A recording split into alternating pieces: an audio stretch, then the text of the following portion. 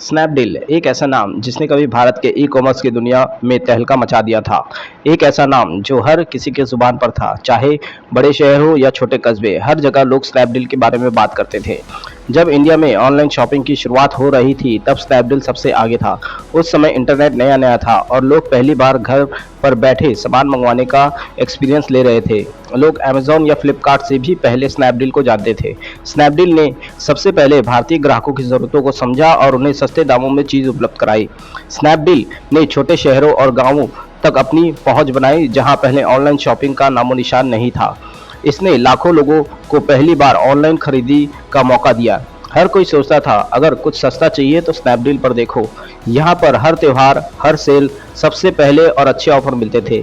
Snapdeal ने दिखाया कि इंडिया भी ई कॉमर्स में आगे बढ़ सकता है। इसने भारतीय युवाओं को सपने देखने और उन्हें पूरा करने की प्रेरणा दी। लेकिन आज स्नैपडील पहले जैसा नहीं है।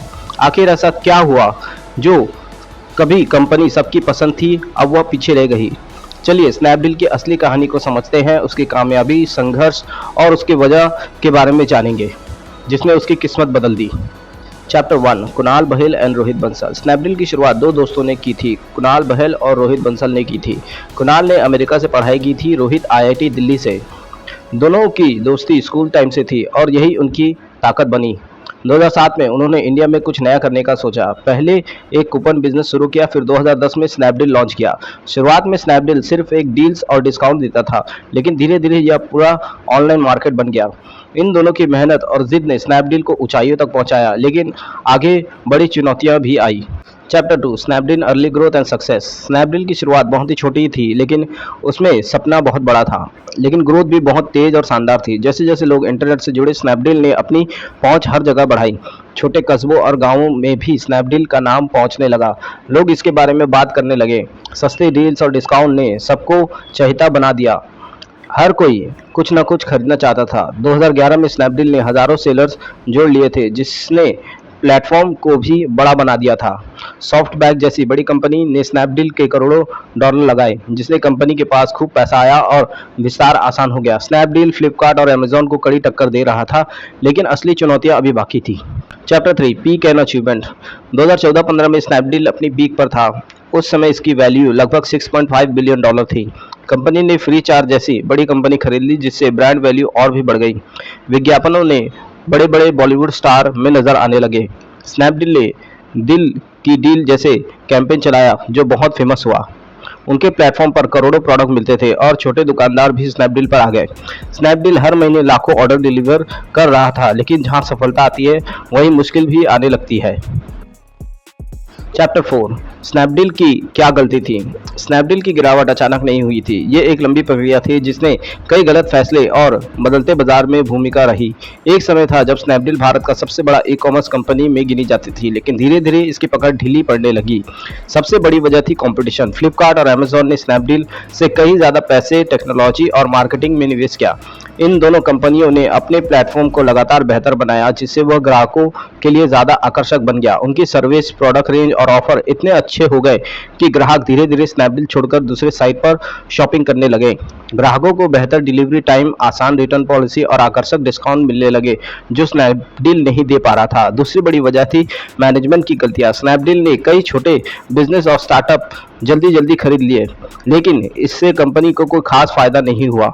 इन अधिग्रहणों से कंपनी की रणनीति और भी उलझ गई। डिलीवरी और कस्टमर सर्विस कमजोर हो गई, जिससे स्नैपडील की छवि खराब हो गई।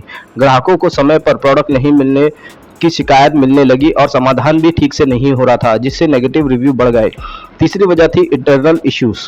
कंपनी का फोकस बिखर गया था, टीम के अंदर तालमेल की कमी हो गई थी और कई बार रणनीति बदलने से कर्मचारी भी कंफ्यूज हो गए थे। स्नैपडील अमेज़न और फ्लिपकार्ट दोनों से एक साथ लड़ने की कोशिश कर रहा था, जिससे उसके रिसोर्सेज और एनर्जी दोनों बर्बाद हो गए। कंपनी की पहचान भी कमजोर पड़ने लगी। सबसे बड़ा झटका तब लगा जब स्नैपडील ने एक बड़ा मर्जर ऑफर ठुकरा दिया। अगर ये मर्जर हो जाता तो आज शायद कंपनी की किस्मत बदल सकती थी, लेकिन इस फैसले ने उसे मुश्किल में डाल दिया।